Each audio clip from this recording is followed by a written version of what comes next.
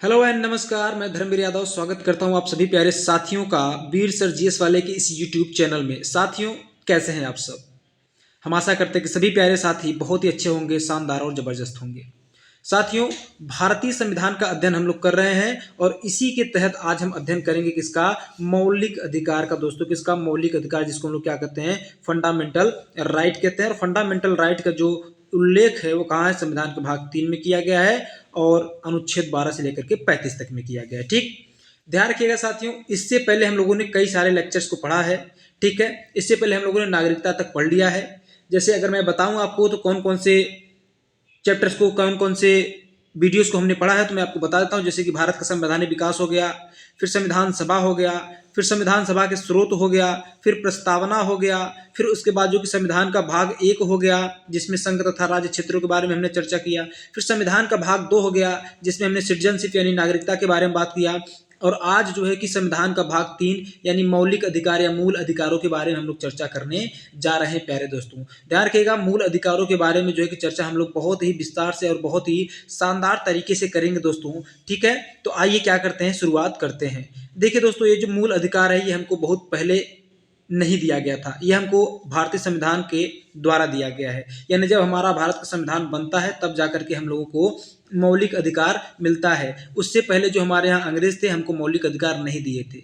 तो किस प्रकार से भारत के नागरिकों को मूल अधिकार दिया गया, अगर मूल अधिकार दिया गया तो कितने अधिकार दिए गए हैं, सारी चीज़ों की बात करेंगे। देखिए, मैंने ऊपर मेंशन भी कर दिया है कि अभी हमारे पास टोटल कितने अधिकार हैं, तो कुल 6 प्रकार के मौलिक अधिकार है दोस्तों। कितने? कुल 6 प्रकार के मौलिक अधिकार हैं। और इस वीडियो में हम लोग बात करेंगे, चूंकि अधिकार को हम लोग पढ़ रहे थे, थोड़ा सा डिटेल से पढ़ेंगे, तो इसमें हम बात करेंगे समता या समानता के अधिकार का, जिसका उल्लेख अनुच्छेद 14 से लेकर के 18 तक में। ठीक है, और हाँ साथियों, ध्यान रखिएगा, आप किसी भी परीक्षा की तैयारी कर रहे हो, चाहे एसएससी हो, यूपीपी हो, यूपीपीएससी हो, या यूपी ट्रिपल एस सी हो, यूपीएसआई हो, रेलवे हो, या कह लीजिए कि भारत में होने वाला कोई भी एक दिवसीय एग्जाम हो, सभी परीक्षा के लिए क्या है? बेहद इंपॉर्टेंट होने वाला है साथियों। तो आइए शुरू करते हैं। ठीक है ना? जी हाँ दोस्तों, आइए शुरू करते हैं। तो अगर आगे बढ़ते हैं तो सबसे पहले मैं आपसे पूछूंगा कि भाई ये फंडामेंटल राइट होता क्या है? ये जो मूल अधिकार होता है, मूल अधिकार होता क्या है? तो जाहिर सी बात है, यहाँ पे एक चित्र लगाया गया है। चित्र के माध्यम से अगर आप समझने की कोशिश करेंगे तो यहाँ आप देख पा रहे होंगे, एक लिखा गया इक्वलिटी, फ्रीडम, एक्सप्लोटेशन, कई सारी चीज़ें लिखी गई हैं। देखिए, मूल अधिकार का मतलब होता है बहुत बेसिक से अधिकार, जैसे समानता का अधिकार हो गया, शिक्षा का अधिकार हो गया, स्वतंत्रता का अधिकार हो गया, शोषण के विरुद्ध अधिकार हो गया, यानी कि आपको समाज में रहने का स्वतंत्र अधिकार दिया जाता है इसके तहत। ठीक है, आपको कुछ ऐसे अधिकार दिए जाते हैं जिससे आपके व्यक्तित्व का विकास होता है। तो आइए जरा सा मूल अधिकार के कुछ महत्वपूर्ण पॉइंट्स पर चर्चा करते हैं दोस्त। ठीक है, कुछ महत्वपूर्ण पॉइंट पर चर्चा करते हैं। तो प्यारे दोस्तों, मूल अधिकार सामान्यतः ऐसे अधिकार होते हैं जिससे व्यक्ति के व्यक्तित्व का विकास जुड़ा हुआ है, जिससे व्यक्ति के व्यक्तित्व का विकास जुड़ा हुआ होता है। जैसे अगर मैं मान लूँ, अगर आपको पढ़ने लिखने का अधिकार नहीं दिया जाए, अगर आपको स्वतंत्र रूप से बोलने का अधिकार नहीं दिया जाए, तो क्या आपका मानसिक विकास हो सकता है? क्या आपके मानसिक छोड़िए, क्या आपके जो पर्सनालिटी है, आपकी पर्सनालिटी का विकास हो सकता है? बिल्कुल नहीं हो सकता।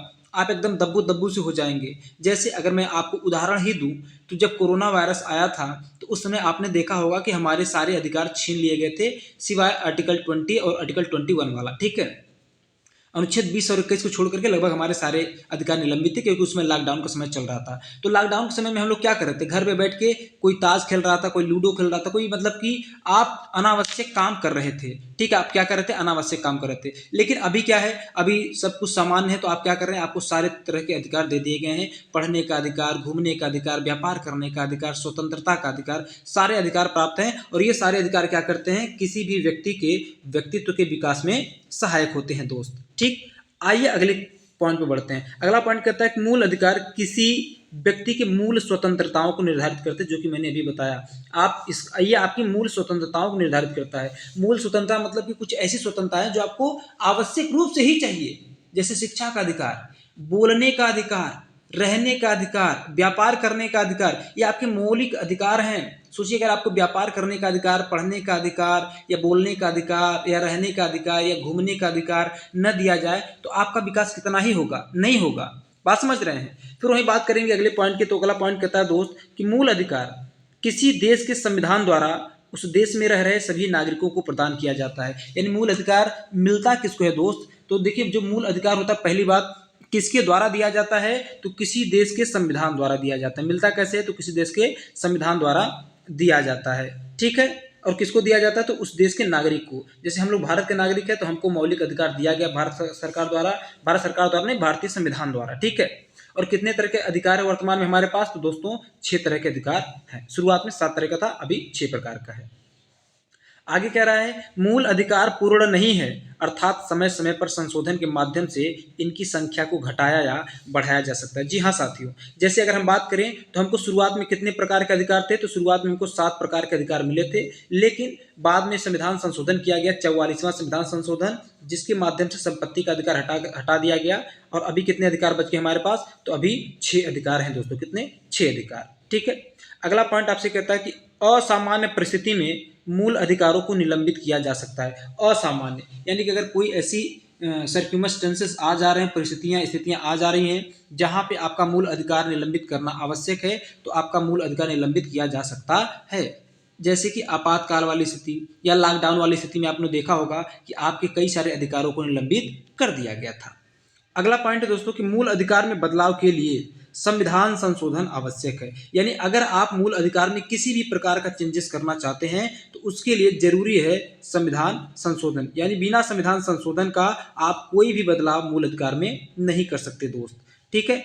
आगे आइए तो आगे बात करते हैं मौलिक अधिकारों की मांग या मूल अधिकारों की मांग। दोस्तों ध्यान रखिएगा, ये जो आपका फंडामेंटल राइट्स का डिमांड है, यानी डिमांड फॉर फंडामेंटल राइट्स, मौलिक अधिकारों की मांग, ये कब से हो रही है? देखिए साथियों, जब भारत आज़ाद हुआ था उसके बाद हमारा जो संविधान सभा बना है, या फिर कह लीजिए जो संविधान बना है, उसके तहत हमको क्या दिया गया? मौलिक अधिकार दिया गया। उससे पहले हमारे यहाँ अंग्रेज रहते थे, अंग्रेजों से हम लोग मौलिक अधिकारों की मांग करते थे, लेकिन अंग्रेज हमको मौलिक अधिकार नहीं देते थे दोस्त। तो आइए जानते हैं कि मूल अधिकारों की मांग सबसे पहले किसने और कब किया दोस्तों, ठीक है। तो ध्यान रखिएगा, मूल अधिकारों की सबसे पहले मांग किसने किया था? तो सबसे पहले मांग किए थे दोस्तों 1895 ईस्वी में बाल गंगाधर तिलक। तो मूल अधिकारों की सर्वप्रथम मांग 1895 ईस्वी में किया जाता है, और वो भी बाल गंगाधर तिलक द्वारा किया जाता है। और बाल गंगाधर तिलक ये जो डिमांड करते हैं अपने स्वराज्य विधेयक में करते हैं। कई बार आपसे प्रश्न ऐसे भी पूछा जाता है कि बाल गंगाधर तिलक मूल अधिकारों की मांग को कहाँ डिमांड किए थे या फिर किसके माध्यम से किए थे? तो अपने स्वराज्य विधेयक में किए थे, ठीक है दोस्तों, ठीक। दूसरा पॉइंट है कि भारत में पहली बार लिखित रूप में मूल अधिकारों की मांग किसने किया दोस्त? तो पहली बार लिखित रूप में अगर आपको कह दे तो 1928 में मोतीलाल नेहरू ने किया था दोस्तों। मोतीलाल नेहरू ने नेहरू रिपोर्ट के माध्यम से किया था। बहुत जबरदस्त प्रश्न है, देखिए हर जगह आपको इस तरीके से नहीं मिलेंगे दोस्त, ठीक है। हर जगह आपको इस तरीके से पढ़ने को नहीं मिलेंगे। तो सबसे पहली बात कि आपको अगर वीडियो अच्छा लग रहा हो तो प्यारे दोस्त वीडियो को आप लोग क्या करिएगा? वीडियो को आप लोग लाइक जरूर करिएगा और चैनल को सब्सक्राइब अवश्य करिएगा, ताकि आपको इस प्रकार के वीडियोस और शिक्षा से संबंधित, आपके एग्जाम से संबंधित जरूरी चीजें आपको मिलती रहे, आपको नोटिफिकेशन मिलता रहे दोस्त, ठीक है। तो भारत में पहली बार मूल अधिकारों की मांग 1895 में किसने किया? बाल गंगाधर तिलक ने स्वराज्य विधेयक में किया। लेकिन पहली बार लिखित रूप में किसने किया? तो 1928 में मोतीलाल नेहरू ने नेहरू रिपोर्ट के माध्यम से किया दोस्त। किसके माध्यम से? नेहरू रिपोर्ट के माध्यम से, ठीक। आगे देखेंगे अगला पॉइंट कहता है कि 1931 में सरदार वल्लभ भाई पटेल द्वारा भी मूल अधिकारों की मांग कांग्रेस के कराची अधिवेशन में किया गया। कहाँ पे? कांग्रेस के कराची अधिवेशन में। देखना दोस्त, आपसे पूछा जाता है कि मूल अधिकार की मांग सरदार वल्लभ भाई पटेल द्वारा कब किया गया? तो 1931 में किया गया।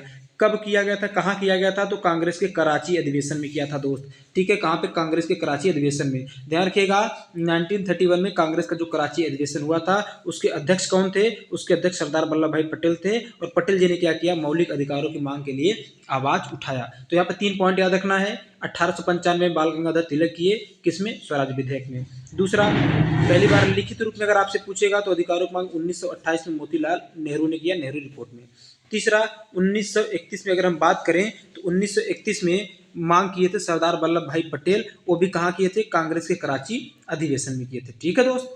आगे बढ़ते हैं, आगे ध्यान रखिएगा ये जो कराची अधिवेशन था, कह रहा है कि इस अधिवेशन में मांग उठाई गई थी कि भारतीयों को कुछ ऐसे अधिकार होने चाहिए जो किसी भी दशा में अउल्लंघनीय हो। यानी ये जो सरदार वल्लभ भाई पटेल थे, ठीक है, कौन थे दोस्तों, ये जो आपके सरदार वल्लभ भाई पटेल थे, इन्होंने क्या डिमांड किया, ये जो सरदार वल्लभ भाई पटेल थे इन्होंने डिमांड किया कि भारतीयों को कुछ ऐसे अधिकार मिलने चाहिए जो किसी भी दशा में अउल्लंघनीय हो, यानी कि उनको हटाया ना जा सके, उनका उल्लंघन नहीं किया जा सके। ठीक है, आगे 1931 में दोस्त 1931 में ही महात्मा गांधी द्वारा भी, किसके द्वारा, महात्मा गांधी जी द्वारा भी मूल अधिकारों की मांग को दूसरे गोलमेज सम्मेलन में उठाया गया। किसमें, दूसरे गोलमेज सम्मेलन में उठाया गया, परंतु 1934 में संयुक्त संसदीय समिति द्वारा इसे अस्वीकार कर दिया गया और अंततः मूल अधिकार को भारत शासन अधिनियम 1935 में भी शामिल नहीं किया गया। देखना दोस्त, 1895 में तिलक मांग करते हैं, फिर 28 में मोतीलाल नेहरू करते हैं,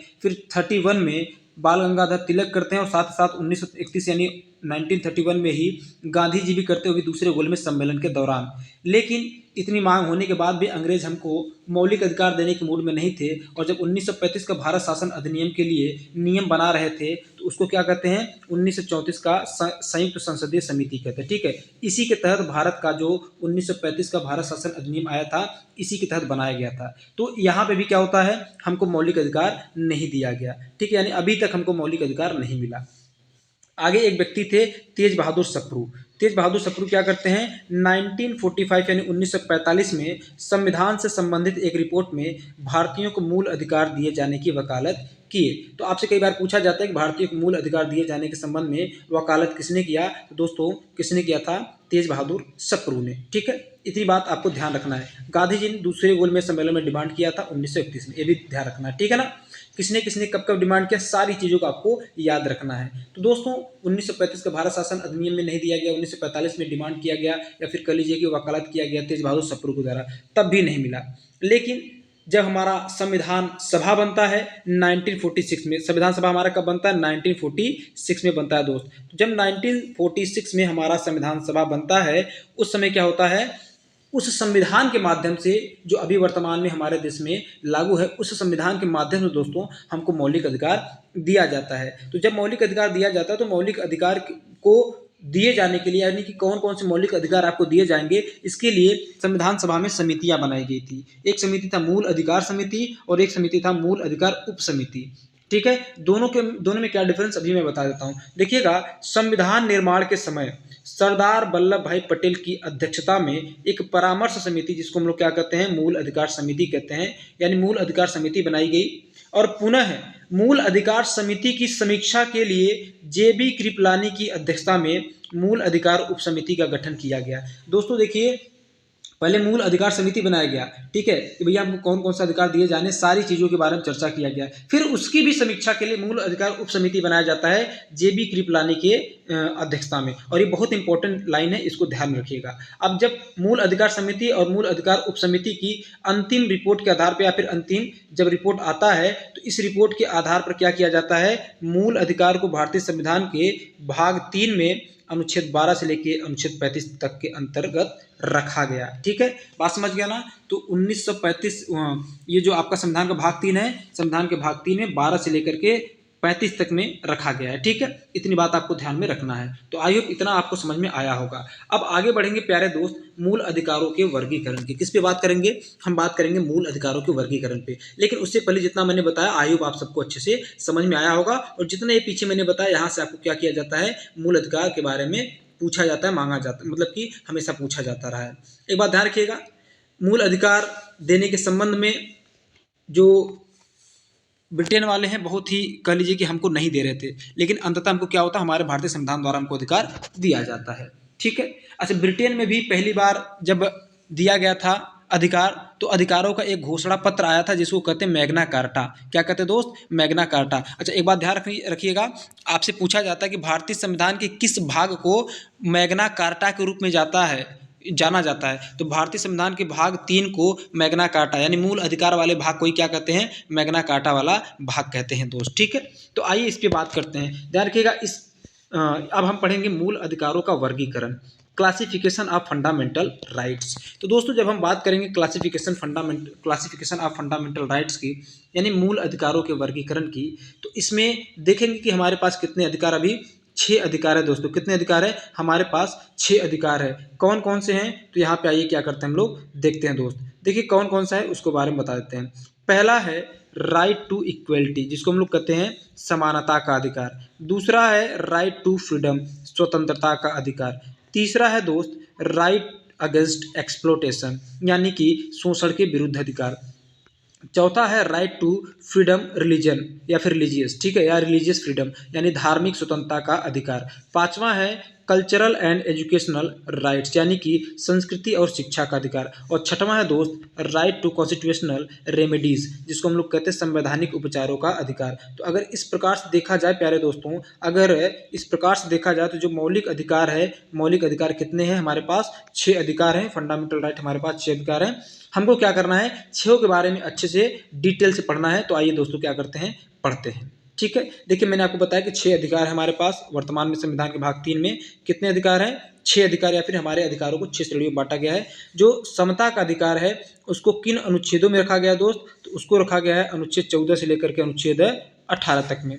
स्वतंत्रता के अधिकार को रखा गया है अनुच्छेद 19 से लेकर के अनुच्छेद 22 तक में। देखिए कई बार क्या होता है ना दोस्त कि आपसे डायरेक्ट अनुच्छेदों को ही पूछ लेता है, कहता है बताइए समानता का अधिकार या समता का अधिकार किस अनुच्छेदों में है? तो 14 से 18 तक में है। मैं इसका जब पीवाईक्यू करवाऊंगा आप लोगों को तो वहां पे आपको इस प्रकार के क्वेश्चन को दिखाऊंगा। पीवाईक्यू का मतलब प्रीवियस ईयर क्वेश्चन, यानी कि ऐसे क्वेश्चन जो अन्य परीक्षाओं में या फिर परीक्षाओं में बार बार पूछे गए। ठीक है, बात समझ गया ना?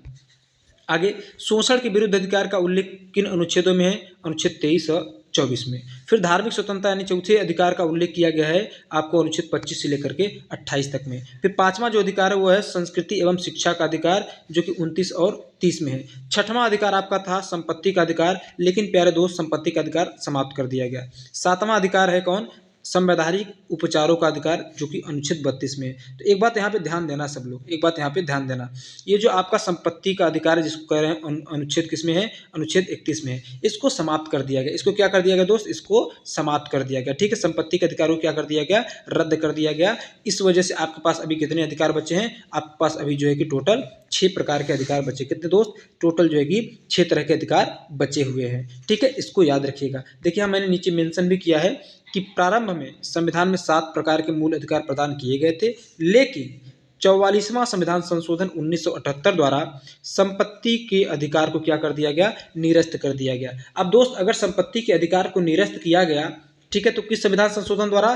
44वां संविधान संशोधन 1978 में। ठीक है, इसको याद रखना। ठीक है ना? अब अगर निरस्त किया गया तो कहाँ रखा गया, इसकी भी बात कर लेते हैं। तो दोस्त ध्यान रखिएगा, संपत्ति के मूल अधिकार को कहाँ रखा गया? मूल अधिकार की श्रेणी से हटा करके वर्तमान में अनुच्छेद 300 क में रख करके विधिक अधिकार या कानूनी अधिकार बना दिया गया। अब ध्यान रखिएगा, अगर आपसे पूछे कि संपत्ति का अधिकार भाग 3 से हटा करके किस भाग में रखा गया? संपत्ति का अधिकार भाग 3 से हटा करके भाग 12 में अनुच्छेद 300 क के अंतर्गत रखा गया। ठीक है, भाग 12 के अंतर्गत अनुच्छेद 300 क के अंतर्गत रखा गया। और अब यह क्या है? एक विधिक अधिकार है, यानी संपत्ति का अधिकार आपका अधिकार अभी भी बना है, लेकिन वह मौलिक अधिकार नहीं बल्कि कानूनी या विधिक अधिकार है दोस्त। ठीक, इतना हो गया।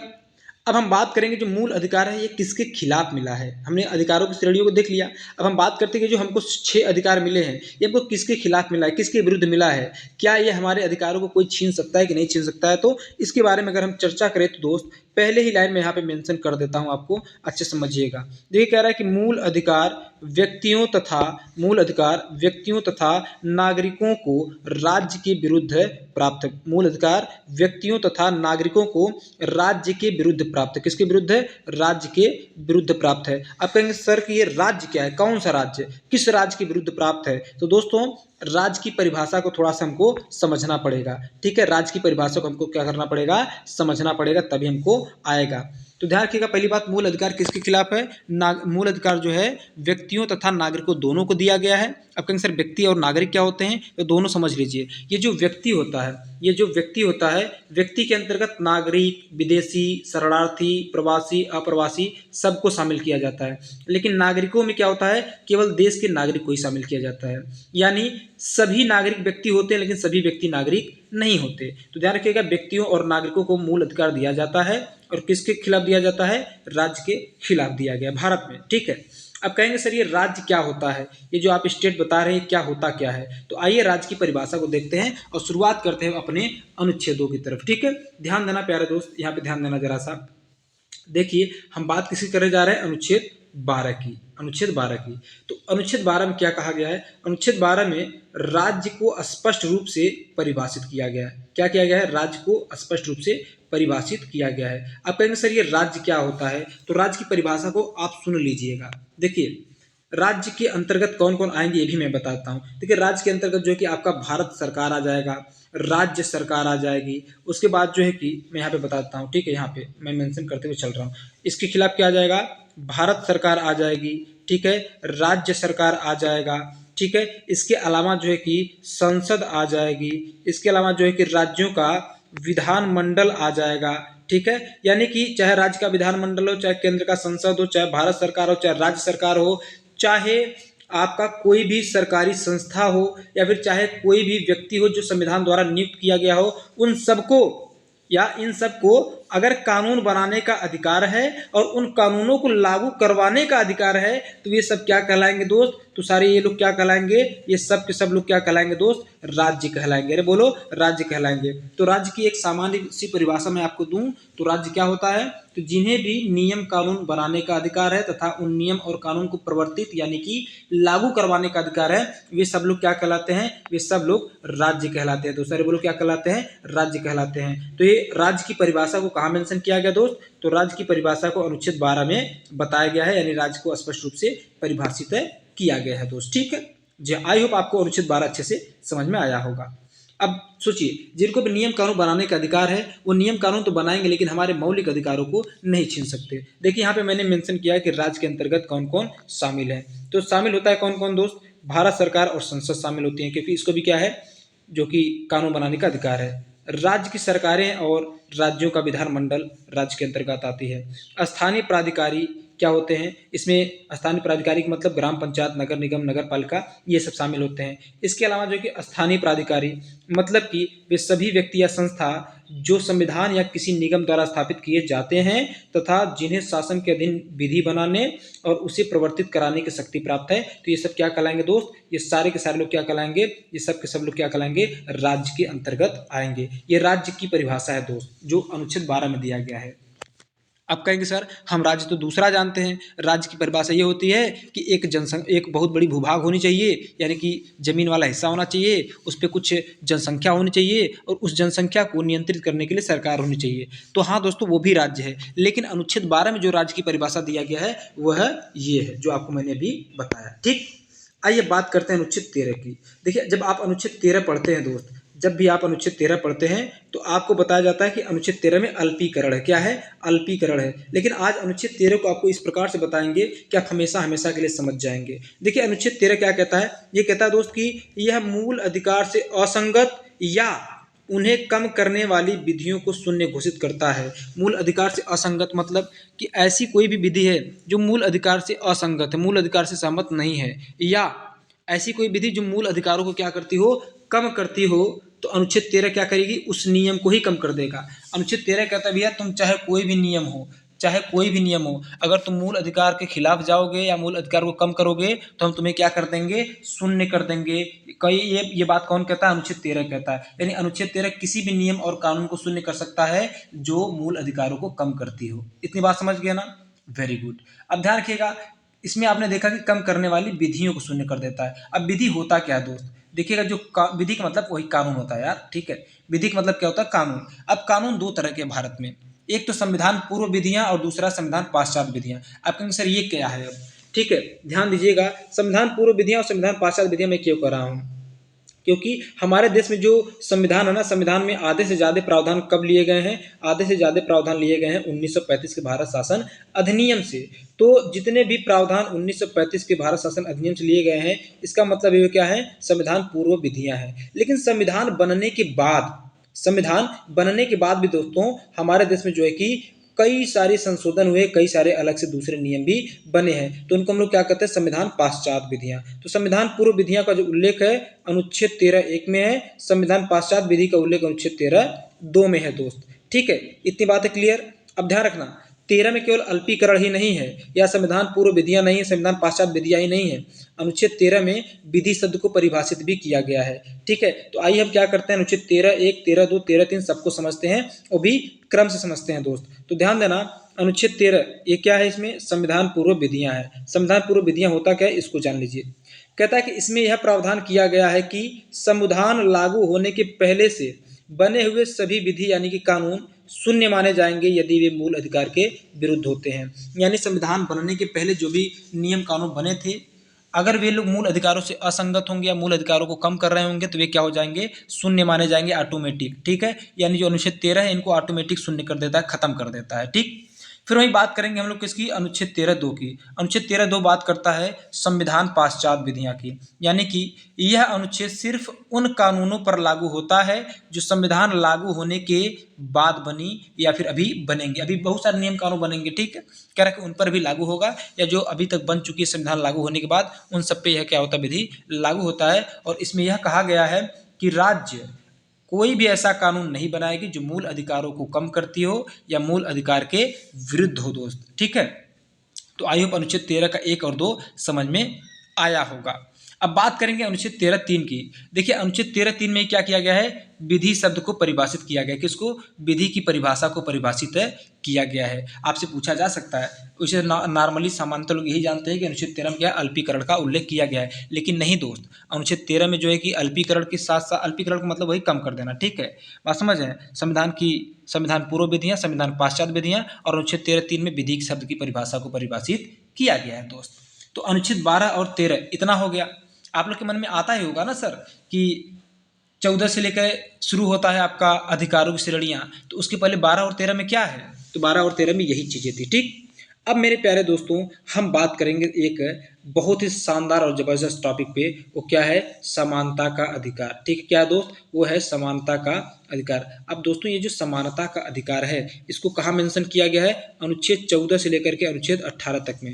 अनुच्छेद 14 से लेकर के अनुच्छेद 18 तक में। अब ये समानता यहाँ पे आप देख रहे होंगे, समानता का मतलब कि चाहे लड़का और लड़की ही नहीं होता है। ठीक है, चाहे लड़का हो, चाहे लड़की हो, चाहे कोई भी व्यक्ति हो, भारत में कानून की नज़र में क्या होना चाहिए, समान होना चाहिए। और न सिर्फ कानून की नज़र में बल्कि सोसाइटी भी क्या करे, उनको एक समान माने। ठीक है, हमारे देश में जात पात ऊंच नीच बहुत ज़्यादा चलता है, तो इन सब से निजात पाने के लिए समानता का अधिकार भी देश में या देश के संविधान में शामिल किया गया। ठीक है दोस्तों, आप चित्र देख करके समझ पा रहे होंगे।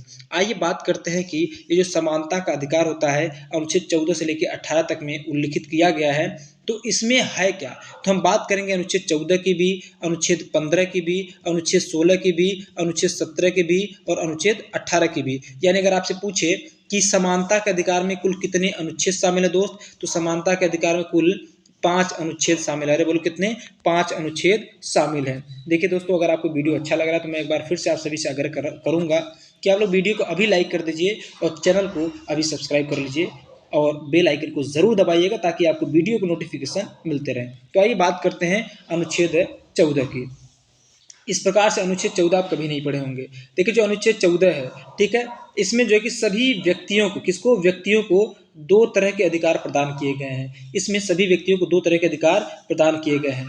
पहला अधिकार है विधि के समक्ष समता और दूसरा अधिकार है विधियों का समान संरक्षण। विधि के समक्ष समता और विधियों का समान संरक्षण। ध्यान रखिएगा, विधि के समक्ष समता का मतलब होता है कि कानून के समक्ष या कानून की नज़र में सभी व्यक्ति क्या होंगे, एक समान होंगे। चाहे वह राष्ट्रपति हो, प्रधानमंत्री, कोई भी व्यक्ति हो, सभी व्यक्ति क्या होंगे, कानून की नज़र में एक समान होंगे दोस्त। और यह अवधारणा किस देश के संविधान से लिया गया है, यह देश जो है, यह जो है अवधारणा ब्रिटेन के संविधान से लिया गया है। बोलो कहाँ से, यह अवधारणा जो है कि ब्रिटेन के संविधान से लिया गया है। ठीक है, कहाँ से, ब्रिटेन के संविधान से। और दोस्त वहीं अगर हम बात करें विधियों का समान संरक्षण, ठीक है, विधियों का समान संरक्षण, तो यह अवधारणा जो है कि यूएसए से लिया गया। कहाँ से, यूएसए से। अब कहेंगे सर विधि के समक्ष समता का अर्थ तो समझ में आ गया कि कानून नजर में सभी लोग क्या रहेंगे, समान रहेंगे, और अभी तक हम लोग यही जानते थे। लेकिन आप बता रहे विधियों का समान संरक्षण भी, तो इसको जान लो दोस्त। विधियों का समान संरक्षण इसका मतलब यह है कि जो कानून होगा, जो विधि होगा, वह क्या करेगा, संरक्षण भी प्रदान करेगा। आप कहेंगे सर किस प्रकार से संरक्षण प्रदान करेगा, तो जानिए। अब जैसे कि आपको, जैसे मैं मान लेता हूँ रेस हो रहा है, ठीक है, रनिंग हो रही है। अब उस रनिंग में दो चार व्यक्ति ऐसे हैं जो कि बिल्कुल सही हैं और एक दो व्यक्ति ऐसे जो लंगड़े हैं। अगर हम सही व्यक्ति को लंगड़े व्यक्ति के साथ क्या करें, दौड़ा दें, अगर हम सही व्यक्ति को क्या करें, लंगड़े व्यक्ति के साथ दौड़ा दें, तो क्या यह फेयर होगा? बताइए, क्या यह फेयर होगा? बिल्कुल भी नहीं होने वाला है, ठीक है, ध्यान दीजिएगा। तो दोस्तों यह क्या है, बिल्कुल भी फेयर नहीं होने वाला है। इसीलिए विधियों का समान संरक्षण की अवधारणा को भी क्या किया गया, भारत में शामिल किया, जो कि यूएसए से लिया गया है, और विधि की समक्ष समता क्या किया गया, ब्रिटेन से लिया गया है। और अगर देखा जाए, इसको और अच्छे समझना है तो ऐसे समझिए कि जो भारत में जितने भी महत्वपूर्ण पदाधिकारी हैं, ठीक है, आपको उनको क्या किया जाता है, कुछ विशेषाधिकार दिए जाते हैं, तो वो भी किसके अंतर्गत दिया जाता है, विधियों के समान संरक्षण के अंतर्गत ही दिया जाता है दोस्त, ठीक है। आइए आगे बात करते हैं अगले प्रश्न पे, प्रश्न नहीं, अगले टॉपिक पे। अगला टॉपिक है आर्टिकल 15, जिसको हम लोग कहते हैं अनुच्छेद 15, ठीक है, अनुच्छेद 15। अब अनुच्छेद 15 को कई भाग में बांट करके हम लोग अध्ययन करेंगे। अनुच्छेद 15 का एक देखेंगे पहले। 15 के एक में क्या कहता है, कहता है कि राज्य किसी भी नागरिक के साथ धर्म, जाति, लिंग, मूल वंश या जन्म स्थान, इन पांचों के आधार पे किसी भी प्रकार का भेदभाव नहीं करेगा। इन पांचों में से किसी एक के आधार पर भी किसी भी प्रकार का भेदभाव नहीं करेगा दोस्त, ठीक है। ये अनुच्छेद 15 में कहा जाता है। हालांकि 15 एक में नहीं था, हम लोग 15 में पढ़ते हैं। लेकिन अनुच्छेद 15 के कुछ अपवाद भी हैं। 15 का अपवाद क्या है, वह यह है कि राज्य क्या कर सकता है, स्त्रियों और बालकों के कल्याण के लिए विशेष उपबंध कर सकता है। अगर भाई सोचिए, अगर हम समानता का अधिकार या समता का अधिकार पढ़ रहे हैं, तो अगर समता का अधिकार तो सभी के लिए होना चाहिए, चाहे पुरुष हो, महिला हो, बालक हो, कोई भी हो। लेकिन नहीं, यहाँ पे कह रहा है कि स्त्रियों और बालकों की स्थिति पुरुषों की अपेक्षा कुछ अलग होती है, इसलिए क्या किया जा सकता है, स्त्रियों के लिए और बालकों के कल्याण के लिए कुछ अलग से विशेष उपबंध भी किया जा सकता है। पहली पॉइंट। और दूसरी पॉइंट आपसे कहता है कि सामाजिक, शैक्षणिक दृष्टि से पिछड़े वर्गों या अनुसूचित जातियों एवं जनजातियों के उन्नति के लिए विशेष उपबंध कर सकता है। कौन करेगा भाई, राज्य करेगा। और राज्य कौन है, जो नियम कानून बनाता है, ठीक। तो ध्यान रखिएगा, अनुच्छेद 15(1) का जो अपवाद है वह क्या है, अनुच्छेद 15 का 3 और 15 का 4 है। अगर कहेंगे सर अनुच्छेद 15(2) में क्या है, तो अनुच्छेद 15(2) में ये कहता है कि राज्य किसी भी नागरिक के साथ धर्म, जाति, लिंग, मूल वंश या जन्म स्थान के आधार पर किसी सार्वजनिक स्थान पे या किसी सार्वजनिक स्थान के या किसी सार्वजनिक जगह के प्रयोग से नहीं रोकेगा। जैसे कि मंदिर हो गया, दुकान हो गया, सड़क हो गया इत्यादि, वो 15 के 2 में है। 15 का 3 और 15 का 4 क्या है, अनुच्छेद 15 का अपवाद है। ये बात ध्यान रखिएगा, ठीक। अब हम बात करेंगे अनुच्छेद 16 की, ठीक है। किसकी बात करेंगे, अनुच्छेद 16 की बात करेंगे दोस्त, ठीक है। अब 16 कहता है लोक नियोजन में आपको क्या मिलेगा, अवसर की समानता मिलेगी। किसमें, लोक नियोजन में। लोक नियोजन का अर्थ समझ लीजिएगा सरकारी नौकरी की, ठीक है, और साथ साथ सरकारी अस्पताल की। कह रहा है कि चाहे सरकारी नौकरी हो, सरकारी अस्पताल इत्यादि में आपको अवसर की समानता होगी, अवसर की समानता होगी। ऐसा नहीं कि सरकारी नौकरी में केवल और केवल उच्च पदों को भरा जाएगा, उच्च जातियों को, उच्च जाति के स्टूडेंट्स को ही भरा जाएगा। उसमें सभी प्रकार के, सभी तबके के लोग और सभी तबके के बच्चों को क्या किया जाएगा, शामिल किया जाएगा, ठीक है। और चाहे वो सरकारी अस्पताल हो, चाहे वह क्या हो, स्कूल हो, चाहे वह आपका नौकरी हो, इसमें क्या होगा, सभी को क्या किया जाएगा, अवसर की समानता होगा, सभी को समान अवसर दिया जाएगा दोस्त, ठीक है। तो अनुच्छेद 14 और 15 हो गया, 16 भी हो गया। अनुच्छेद 17 की बात करेंगे। अनुच्छेद 17 क्या कहता है मेरे प्यारे दोस्त, समझिएगा। अनुच्छेद 17 कहता है, इसमें बात कहा है अस्पृश्यता के अंत की। किसकी बात कहा है दोस्त, इसमें बात किया है अस्पृश्यता के अंत की। अस्पृश्यता का अंत मतलब होता है छुआछूत का अंत, ठीक है। तो ध्यान रखिएगा दोस्त, कह रहा है कि इसके द्वारा अस्पृश्यता यानी छुआछूत का अंत किया गया है, और यह है राज्य और व्यक्ति दोनों के विरुद्ध प्राप्त अधिकार है। जैसे आप हैं या फिर जैसे मैं हूँ, मुझे जो है ऐसा कोई नियम कानून नहीं बनाया जाएगा जिससे कि मेरे लिए छुआछूत का प्रावधान किया जाएगा, भैया वो तो अछूत है। यह न तो राज्य ऐसा करेगा और न ही कोई व्यक्ति करेगा। अगर कोई व्यक्ति भी कहता है कि यह क्या कर रहा है, यह अछूत है, ऐसे या वैसे, तो इसके खिलाफ क्या कर सकते हैं आप, केस कर सकते हैं कि भैया हमारे साथ ऐसा हो रहा है। न सिर्फ केस कर सकते बल्कि आप न्यायालय भी जा सकते हैं, ठीक। और इस चीज़ को लेकर के एक अधिनियम बनता है 1955 में, जिसका नाम है सिविल अधिकार संरक्षण अधिनियम, और यह जो अधिनियम बनता है इसके तहत कहा जाता है कि इसके अंतर्गत निम्न कार्यों को क्या किया जाएगा, दंडनीय अपराध घोषित कर दिया गया है। और निम्न कार्य कौन कौन से हैं, जैसे अपने देश में कोई भी व्यक्ति हो या फिर कोई भी नागरिक हो या फिर कोई भी राज्य हो, यानी कोई भी कानून हो, अगर वह सार्वजनिक पूजा स्थल पर किसी व्यक्ति को पूजा करने या प्रार्थना करने से रोकता है तो यह अपराध होगा। किसी व्यक्ति को दुकान, होटल या सार्वजनिक मनोरंजन के स्थान में प्रवेश या तालाब या स्नान घाट या सड़क आदि के प्रयोग से रोकेगा तो यह भी अपराध है। प्रत्यक्ष या अप्रत्यक्ष रूप से अस्पृश्यता को अगर बढ़ावा देगा तो यह भी क्या है दोस्त, अपराध है। और ये जो अपराध है ये कब आता, मतलब कि इसके बारे में व्याख्यात कब किया गया, सिविल अधिकार संरक्षण अधिनियम 1955 में। कब, सिविल अधिकार संरक्षण अधिनियम 1955 में। अगर ऐसा काम करते हैं आप छुआछूत को बढ़ावा देते हैं या सरकार करती है ऐसा, तो इसके लिए दंड का प्रावधान किया गया है। ठीक, अब हम बात करेंगे प्यारे दोस्त अनुच्छेद 18 की। किसकी बात करेंगे, आर्टिकल 18 की। अनुच्छेद 18 क्या करता है, यह जो है कि उपाधियों का अंत करता है। बोलो क्या करता है, यह उपाधियों का अंत करता है। अब ध्यान रखना, उपाधि का अंत करता है तो एक बात ध्यान रखना, सेना संबंधी उपाधि और साथ साथ विद्या से संबंधित उपाधि का अंत नहीं किया गया, ये भी जान लीजिएगा। ठीक है, इनको छोड़ करके बाकी अन्य उपाधियों का अंत कर दिया जाता है। ठीक, तो आइए आपसे पूछते हैं या फिर आपको बताते हैं 18(1) में क्या, 18(2) में क्या, 18(3) में क्या है। ध्यान रखना प्यारे दोस्त, 18(1) क्या कहता है, 18(1) कहता है कि राज्य किसी भी व्यक्ति को सेना और विद्या संबंधी सम्मान के अलावा अन्य कोई भी उपाधि नहीं देगा। यानी जो राज्य है, यानी जिनको नियम कानून बनाने का अधिकार है, वो उपाधि दे सकते हैं, लेकिन वो केवल और केवल सेना और विद्या के क्षेत्र में। इसके अलावा अन्य किसी फील्ड में, अन्य किसी क्षेत्र में उपाधि नहीं दिया जाएगा। ठीक, एक हो गया कहाँ पे, 18(1) में। अब बात करेंगे हम तो 18(2) आएगा। क्या आएगा दोस्त, 18(2). 18(2) को समझेंगे तो 18(2) क्या कहता है प्यारे, 18(2) कहता है कि भारत के किसी भी नागरिक को, भारत के किसी नागरिक को किसी विदेशी राज्य से कोई उपाधि या कोई उपहार या कोई भेंट लेने का प्रतिषेध करता है। 18(2) कहता है कि भारत के किसी भी नागरिक को किसी विदेशी राज्य से कुछ भी लेने को मनाही है। कोई भी भारतीय नागरिक किसी विदेशी राज्य से कोई भी उपाधि नहीं ले सकता है, ये 18(2) कहता है। ठीक, फिर बात करेंगे 18(3) में। कह रहा है कि अगर कोई व्यक्ति, मान लेते कि विदेश का ही हो, मान लेते कोई व्यक्ति अमेरिका को यहाँ काम कर रहा है, ठीक है, तो कोई व्यक्ति जो भारत का नागरिक नहीं है परंतु राज्य के अधीन कोई लाभ या कोई विश्वास का पद धारण करता है, तो किसी विदेशी राज्य से कोई भी उपाधि ग्रहण नहीं करेगा। और अगर ग्रहण करेगा तो राष्ट्रपति की सहमति से। यानी कोई विदेशी व्यक्ति अपने देश से या फिर किसी दूसरे देश से कोई भी उपाधि राष्ट्रपति की सहमति के बिना ग्रहण नहीं कर सकता है दोस्त। ठीक है, तो ये हो गया आपका समानता का अधिकार।